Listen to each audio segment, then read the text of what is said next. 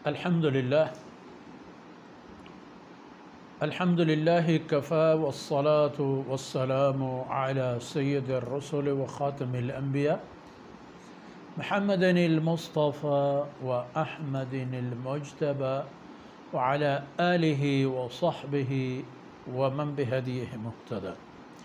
أعوذ بالله من الشيطان الرجيم. بسم الله الرحمن الرحيم. والعصر إن الإنسان لفي خسر. سبحانك لا علم لنا إلا ما علمتنا إنك أنت العليم الحكيم.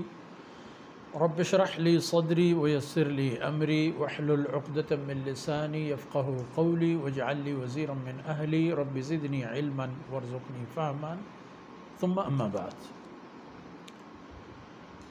گرامی قدر حاضرین، معزز بھائیوں، بہنوں اور پیاری بیٹیوں،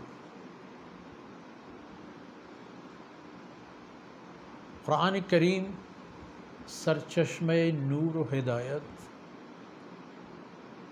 اور رشد و فلاح، وہی چیز جس سے پہلے دنیا کی کیا حالت تھی اور قرآن کے بعد دنیا کی کیا حالت ہے، وہ باتیں بھی اپنی جگہ. آپ سے ہم نے سورہ والعصر سے متعلق چند گزارشات شروع کیے تھے، اور یہ بات عرض کی تھی کہ قرآن کریم کی مختصر اور چھوٹی صورتوں میں سے ایک یہی سورہ ہے، لیکن اپنے مقاصد اور مفہوم کی صورت میں اگر دیکھیں تو امام شافعی رحمہ اللہ کا وہ قول بھی میں نے مفہوم آپ کو بتا دی، جو فرمایا اگر کوئی بھی آیت اور صورت نازل نہ ہوتی مقاصد حاصل کرنے کے لیے اور انسان کو ہوش و خرد میں لانے کے لیے سورہ عصر کافی ہے.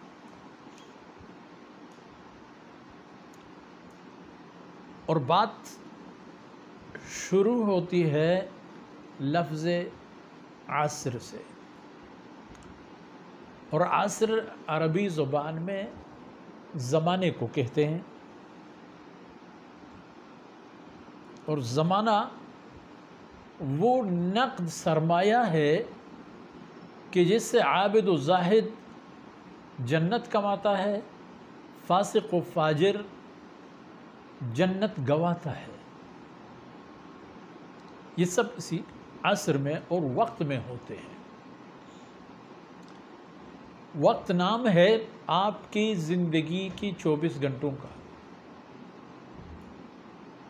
جن میں آپ کو 5 بار رب ذوالجلال کے سامنے سرنگون ہونا پڑے گا،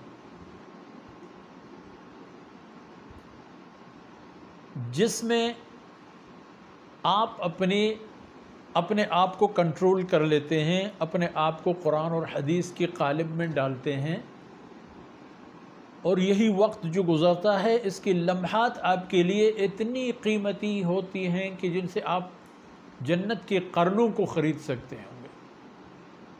یہ ہے زمانہ اور عصر. کمانے پر انسان آتا ہے تو لمحہ لمحہ اس کے لیے لمحات اس کے لیے اتنی قیمتی ہوتی ہیں کہ جناب رسول اللہ صلی اللہ علیہ وسلم نے عجیب مثال دی. فرمایا فجر کی نماز سے پہلے جو 2 رکعت سنت آپ پڑھتے ہیں،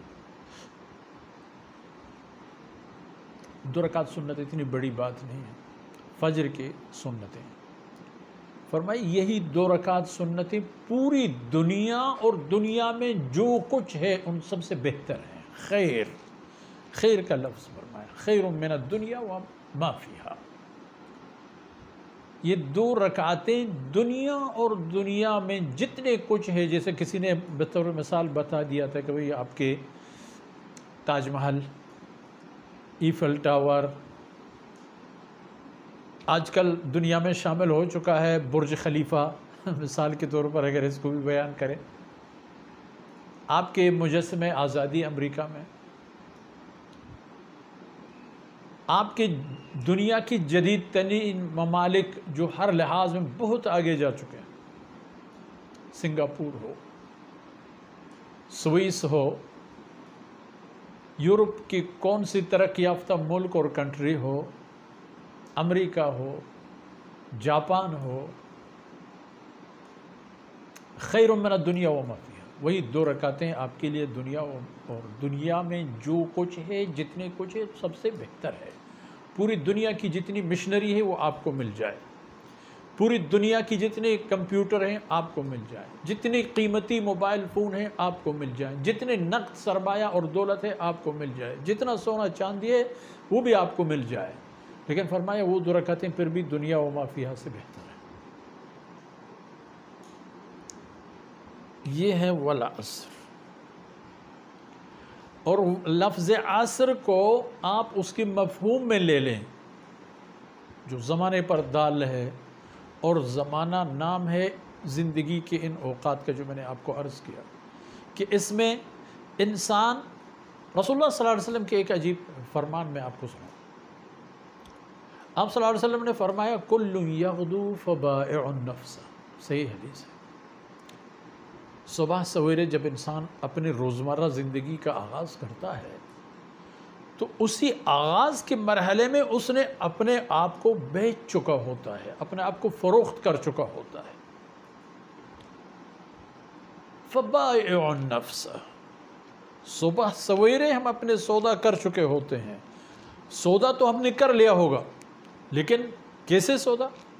گاٹھی کا سودا یا بہترین نفع؟ فَمُعْتِقُهَا أَوْ مُوبِقُهَا، آپ صلی اللہ علیہ وسلم نے فرمایا اس تجارت میں پھر یہ بات ہو سکتی ہے کہ انسان اپنے آپ کو جہنم سے آزاد کرا سکے گا، یا یہ ہوگا خدا نخواستہ کہ اس نے تباہی حاصل کر لی ہوگی۔ آ جائیں سامنے، بات اپنے سامنے رکھیں، حقائق اپنے سامنے رکھیں۔ اللہ رب العزت کا قانون یہ ہے کہ ایمان اور اعمال صالحہ یہ شرائط ہیں اخروی سعادت حاصل کرنے کی۔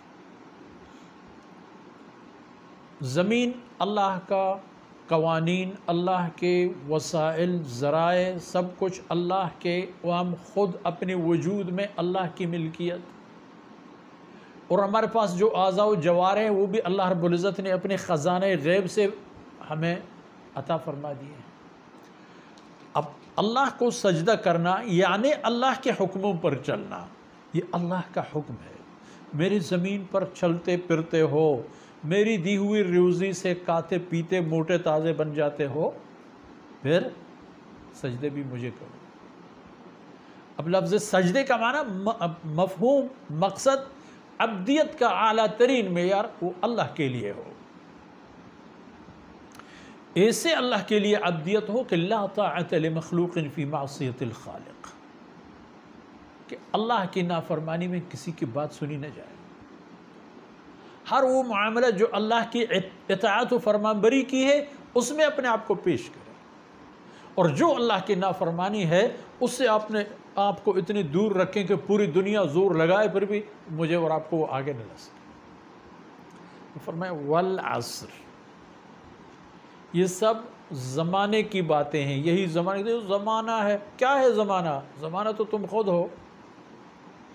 یہ زمانہ بھی وہی ایام اور لیالی تھے، وہی دن راتیں تھی جو پورا مکہ شرک سے بھرا ہوا تھا۔ بیت اللہ شریف میں اللہ کے گھر میں بتوں کو سلیقہ کے ساتھ سجا کے رکھا گیا تھا۔ اللہ کے وجود کا اقرار کرتے ہوئے ود، سواع، یغوث، یعوق نامی بتیں تھی۔ زمانہ تھا یہ۔ ایک آدمی نے یہ سب کچھ تبدیل کر دیا اللہ کی طاقت سے۔ یہ اللہ کا فیصلہ ہے کہ اللہ اپنے رسول کے مشن پر چلنے والوں کو بھی کامیابی دے دیتا ہے، اور اللہ رب العزت نے کر کے دکھا دیا ہے۔